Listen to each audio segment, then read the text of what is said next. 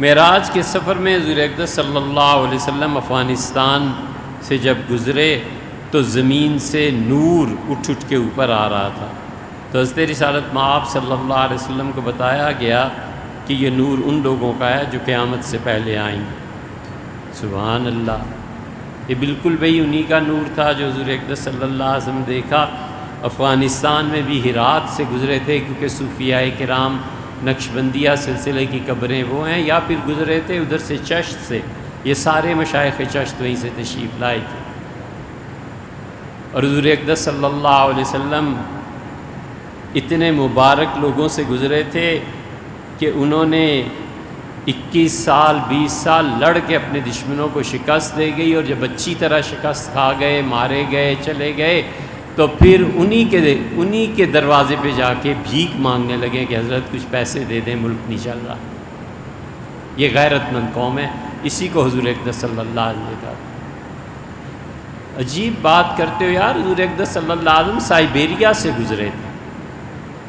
Siberia میں جو اب لاشیں برآمد ہو رہی ہیں نا، انہوں نے بیعت کی تھی اس وقت حضرت رسالت مآب صلی اللہ علیہ وسلم کے ہاتھ پر۔ جبریل امین نے کہا تھا یہ جنت میں آپ کے گھر کے ساتھ ان کا گھر ہوگا۔ اب اردو کا محاورہ ہے، بولوں گا نہیں، لیکن وہ کہتے ہیں اگر کھانا ہی ہے نا تو پھر ہاتھی کا کھائے زیادہ ہوتا ہے، پیٹ بھرے۔ جھوٹ ہی جب بکنا ہے حضرت رسالت پناہ صلی اللہ علیہ وسلم پہ، تو ٹھیک ٹھاک جھوٹ بولے نا، تاکہ لوگوں کی تسلی بھی ہو۔ کس کتاب میں تم نے پڑھ لیا ہے؟ لوگوں کے دل خوش کرنے کے لیے، لوگوں کا معبود بننے کے لیے، لوگوں کے ہاتھ چموانے کے لیے، لوگوں کی پرستش، لوگوں کو بے شعور کرنے کے لیے؟ کس کتاب میں پڑھ لیا تم نے کہ افغانستان سے گزرے تھے؟ لا حول ولا قوت الا باللہ۔ حضرت رسالت مآب صلی اللہ علیہ وسلم جن جگہوں سے گزرے تھے آپ نے خود بھی تصریح فرمائی ہے، 9 مقامات آئے ہیں۔ حضور اقدس صلی اللہ علیہ وسلم کو جبریل امین نے کہا کہ انزل، آپ تشریف فرما نیچے اور صلی، آپ 2 رکعتیں پڑھی۔ حضور اقدس صلی اللہ علیہ وسلم مدینہ منورہ، آپ نے فرمایا میں دیکھتا رہا کہ بڑے کھجور کے درخت ہیں، تو میں سمجھا یہ شام ہے جہاں مجھے ہجرت کر کے، اس نے کہا اللہ کے رسول یہاں ہجرت کر کے آپ تشریف لائیں گے۔ پھر رسول اللہ صلی اللہ علیہ وسلم ایک جگہ مجھے جبریل نے کہا یہاں تشریف فرماؤ اور 2 رکعتیں پڑھیں، تو اس نے کہا یہ حضرت شعیب علیہ السلام کی وہ جگہ ہے جہاں ان لوگوں کا کنواں تھا۔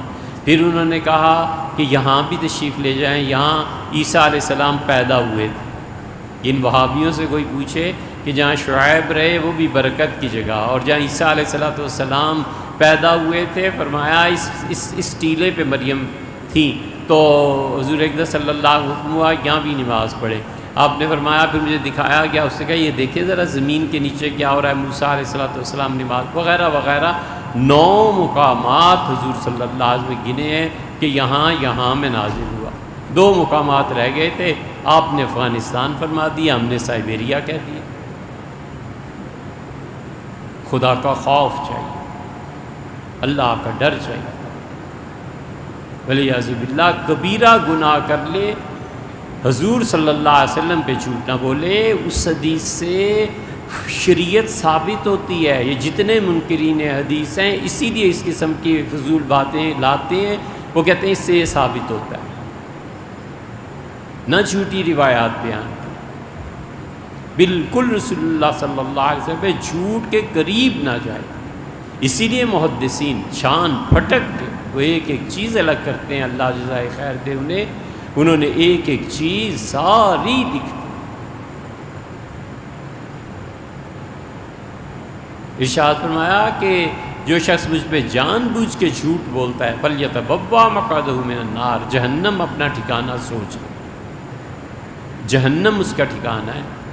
اس یہ حدیث پہ بالکل کوئی کمپرومائز کسی سے نہیں کرنا چاہیے، بڑے سے بڑا آدمی ہو چھوٹے سے چھوٹا، جو حدیث کہتا ہے دلیل بھی لائے، ولیعذ باللہ۔